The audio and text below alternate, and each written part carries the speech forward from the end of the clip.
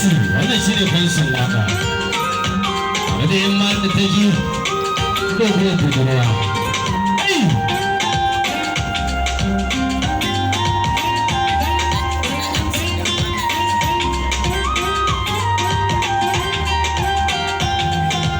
wannan bishiyantullahi mai bakin gilashi